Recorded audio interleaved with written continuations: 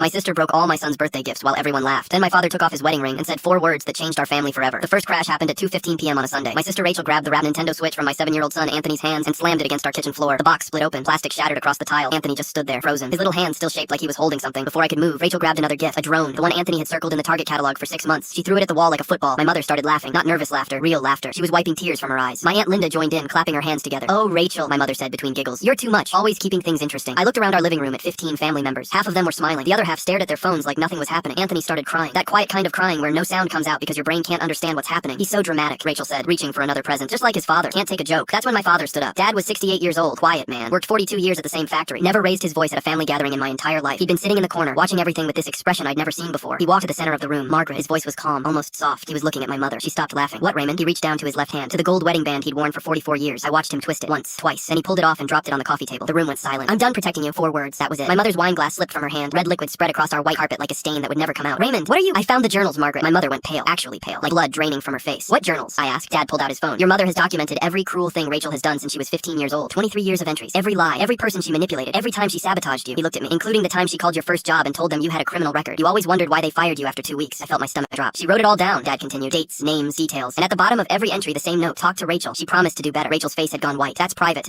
"I've already sent copies to my lawyer." Dad's voice never changed. Still calm, still quiet. "Gerald Mitchell, family law specialist. Divorce papers filed tomorrow morning. I've also sent copies to your employer, Rachel. I thought Westbrook Elementary should know that their assistant principal has a documented history of destroying children's belongings for entertainment." Rachel made a sound like she'd been punched. "And the restraining order for Anthony," Dad said, looking at me now. "Judge Peterson reviewed the evidence yesterday. Temporary order granted. Rachel can't come within 500 feet of my grandson until the hearing." My mother started sobbing. "Raymond, please. 44 years. We can fix this. You've had 44 years to fix it, Margaret. You chose her every single time." He walked over to Anthony, who was still standing there with tears running down his face. Dad knelt down to his level. "Hey, buddy, wanna go get ice cream? Grandpa got you new presents. Real ones. Ones nobody's gonna break." Anthony nodded and grabbed his hand. Dad stood up and looked at my mother one last time. "Some people spend their whole lives protecting the wrong person. I'm done being one of them." Then he walked out with my son. The divorce finalized 4 months later. Dad got the house. Mom got an apartment and the consequences of her choices. Rachel lost her job 3 weeks after the birthday party. Turns out school boards don't like administrators with documented patterns of cruelty toward children. Last month, Anthony turned 8. We had a small party at Dad's house, just people who actually loved him. When he blew out his candles, he looked up at me and said, "Daddy, I'm glad Aunt Rachel isn't here." I thought about my mother's journals. 23 years of watching her daughter hurt people and choosing to protect her anyway. 23 years of writing it all down instead of stopping it. Some people document abuse, some people end it. Dad ended it with 4 words and a wedding ring on a coffee table. That's real love. The kind that costs you something. The kind that chooses protecting the innocent over protecting the comfortable. Anthony keeps a photo of him and Grandpa on his nightstand now. In it, they're both eating ice cream, both smiling.